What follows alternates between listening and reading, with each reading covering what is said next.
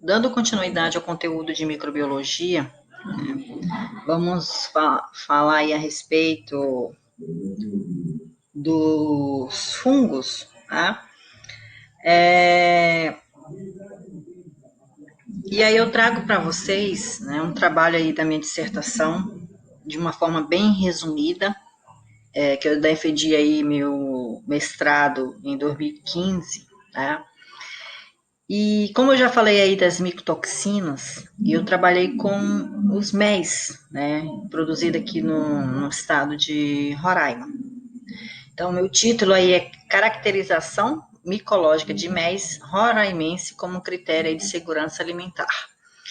Resumindo, eu analisei, né, os fungos filamentosos presentes aí nos MEIs, né?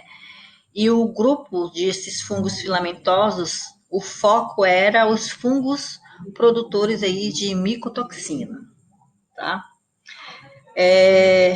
Referente aí ao meu material e método, eu analisei 4 amostras, né, uma do apiário experimental da Universidade Federal de Roraima, uma marca comercial, né, por ética não vai ser dito aqui, o apiário do Cantá e o apiário de Mucajaí.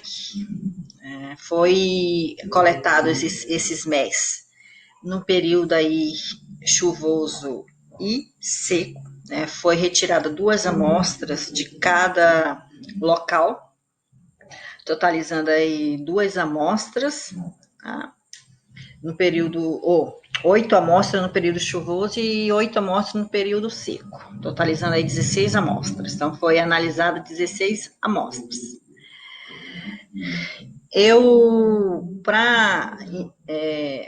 Para eu verificar os fungos, né, filamentosos, preparei aí a diluição cereada, onde eu diluí 25 gramas do mel de cada amostra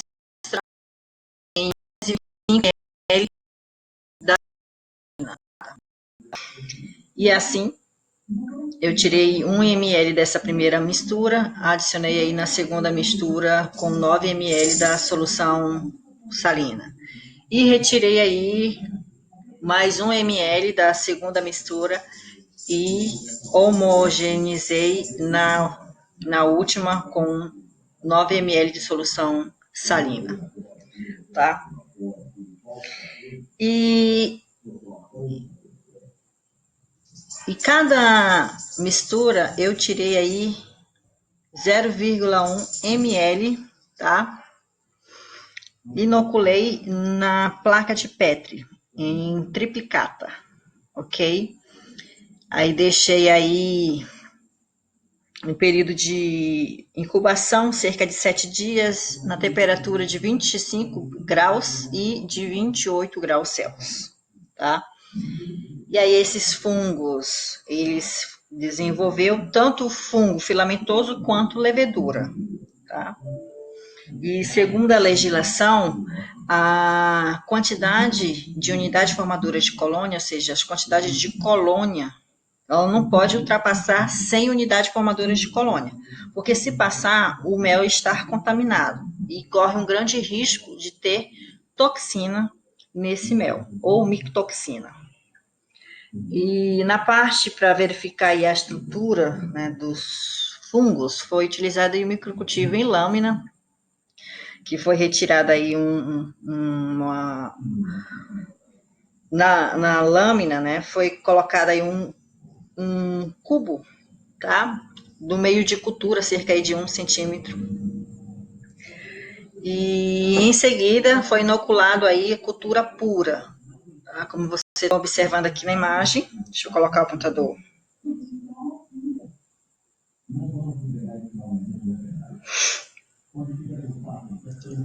Tá?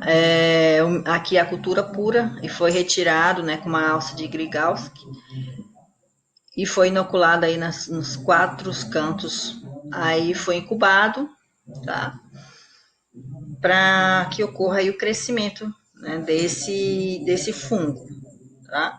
A parte aqui da cultura pura foi identificada aí a parte macroscópica, né? Questão aí como que é essa colônia, cor, tá? E esse microcultivo em lâmina foi incubado por 7 dias. Em seguida foi utilizado formol para matar esses fungos, tá? E depois foi colocado aí o azul de metileno, em seguida colocado a lâmina e foi vedado, tá? Para que ocorra aí a identificação da parte microscópica deste fungo. Então, a parte macroscópica foi verificada aí a textura, o verso da placa, o reverso, a superfície, né? As bordas e a liberação de pigmento.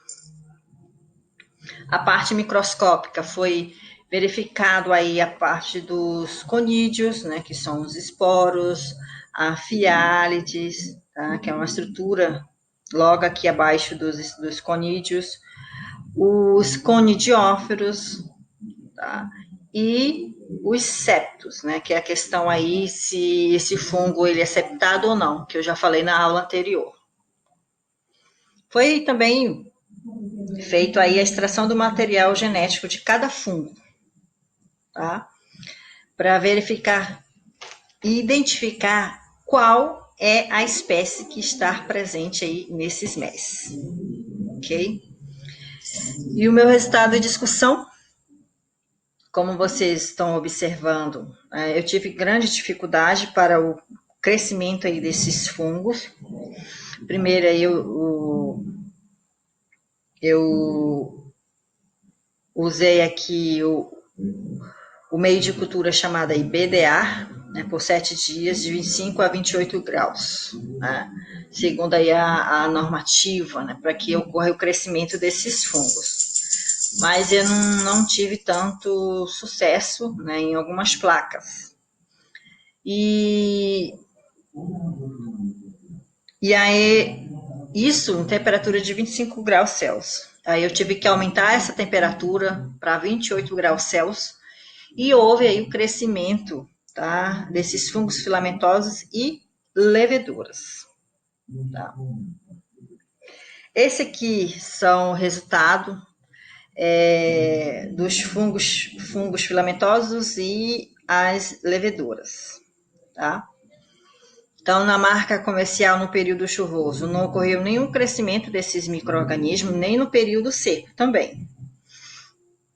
No apiário, ocorria aí um crescimento, tá? Tanto no período seco quanto no período chuvoso. No cantar também, né, teve algumas placas que não ocorreu crescimento, mas a maior parte ocorreu aí o crescimento desses fungos e leveduras.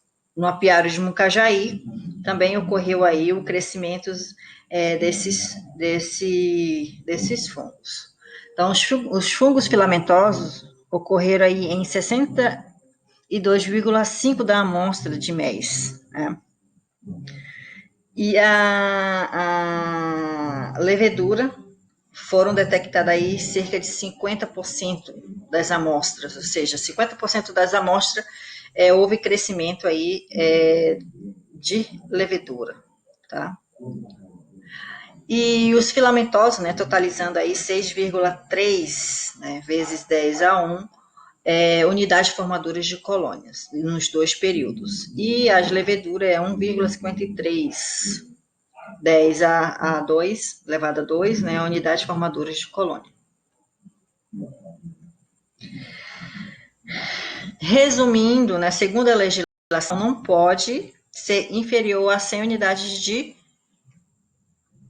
unidades formadoras de colônia. Então, a marca, né, comercial não houve crescimento, então está ok, segundo a legislação. O apiário houve crescimento, mas foi inferior, né, a 100 unidades formadoras de colônia.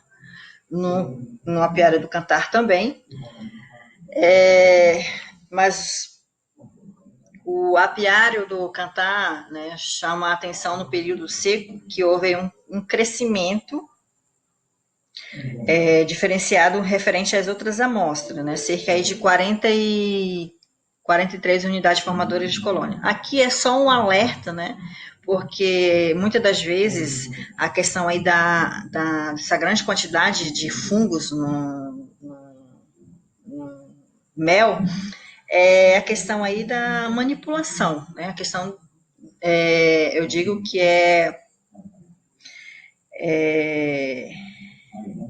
de equipamentos e manuseio, né, nesse mel aí sem uma higiene adequada.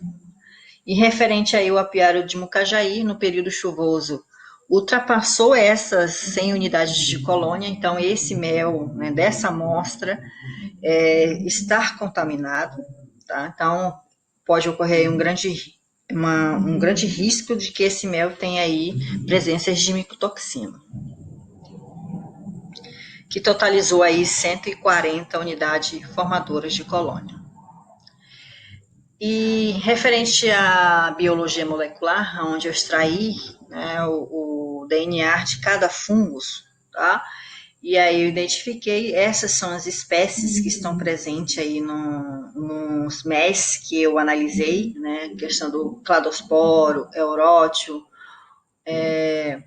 penicílio, Pseudomyces, tá? Esses foram as espécies que eu encontrei nas minhas amostras na época, né, que eu estava aí fazendo essa pesquisa.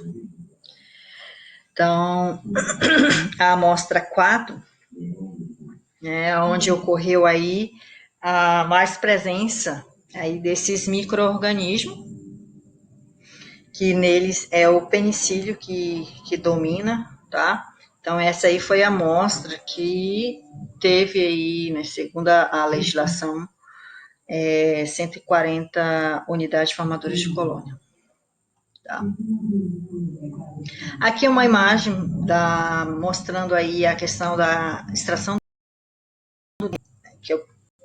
que vocês estão vendo aí umas bandas, mas essas bandas são muito importantes, significa, né, que a minha extração do material foi eficiente, tá? Que há a presença aí do material genético. Então, aqui é uma foto, né, da eletroforese que eu fiz, tá? Para extração do material genético aí desses fungos.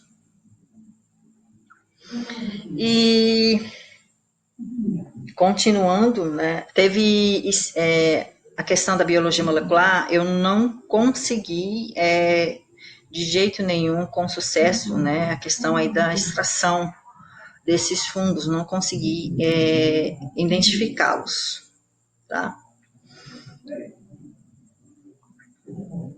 Mas a maior parte eu consegui identificar aí as espécies. E nas minhas amostras, né, falando aí referente às micotoxinas, ocorreu aí, né, em grande quantidade a presença aí do penicílio, tá, que ele é telemorfo, tá, e o aspergilo, que é o telemorfo do eurótio. O penicílio é o telemorfo aí do Talaromyces. É como, o que é isso? É como o penicílio tivesse uma subespécie, tá? Que aí é o Talaromyces. Que é a fase, é a fase 1 é a fase sexuada e o outro é a fase assexuada, tá? Então, o penicílio, eles são produtores de micotoxinas, tá? Tanto aí a ocratoxina, patulina, citrina, rubratoxina, todas essas toxinas, o penicílio, ele produz. E o aspergilo também produz aí a aflatoxina, a ocratoxina, a patulina e essas outras toxinas, né? E o Pseudomyces também foi bem presente aí na identificação aí desses MES, né? Esse micro-organismo. E eu chamo a atenção que os três